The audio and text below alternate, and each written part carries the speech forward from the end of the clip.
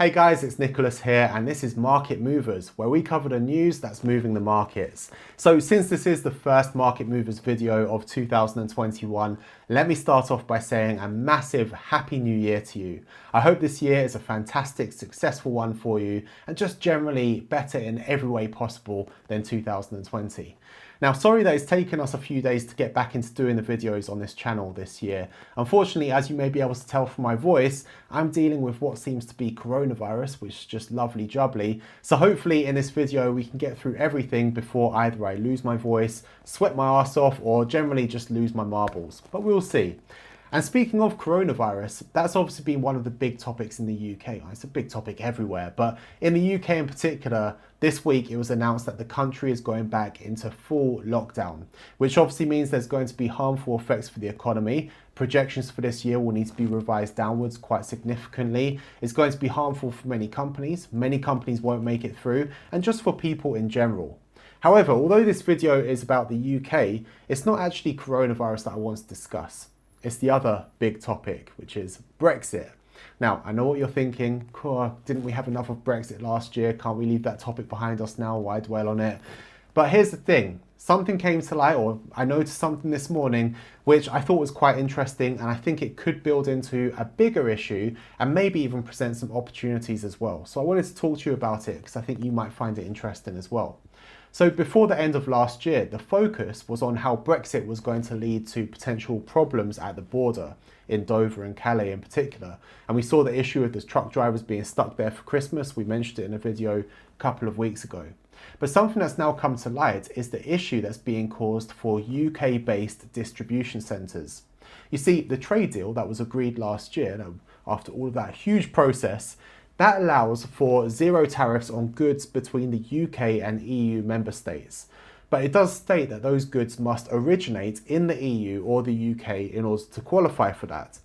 Now, this provides a bit of a problem for companies that use the UK as a distribution centre.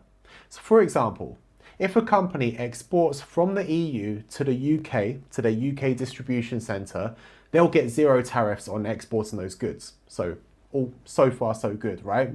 But then if they want to redistribute those goods back to the EU without making any changes to those goods, for example, if they're sending them from the UK to Ireland, those goods will then be tariffed as they don't count as originating from the country that's exporting them. This all seems to be down to the so-called Canada-style deal that was being fought for. It just doesn't take into account how interconnected the supply chains are between the UK and the EU.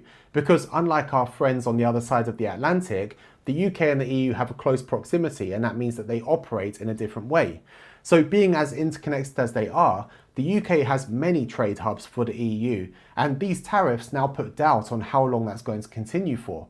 No one wants to incur extra costs or end up with their products being more expensive than competitors, so it's wiser for them to stop using the UK for their distribution. And that's something an EU official was reported as saying as well. They said, "You can't expect Brexit not to have consequences. The UK won't be a distribution hub for the EU anymore.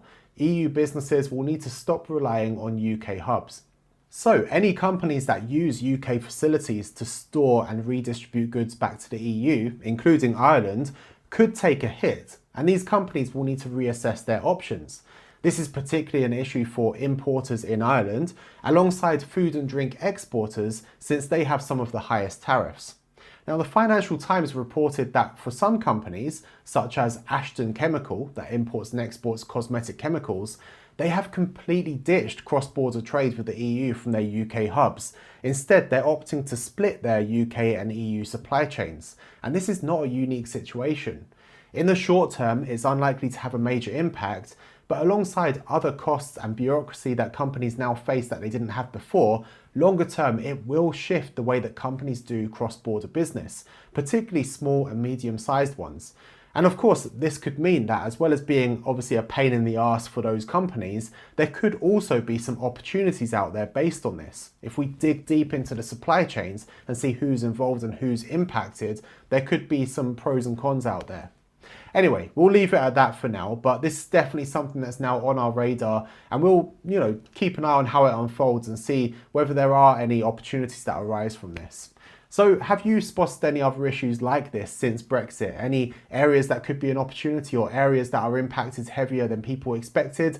Let us know in the comments, and of course any other thoughts that you have on this or any other topics. And please do hit the like button for more market moving news. We made it to the end of the video. That's a success in itself. Take care guys, thanks for watching.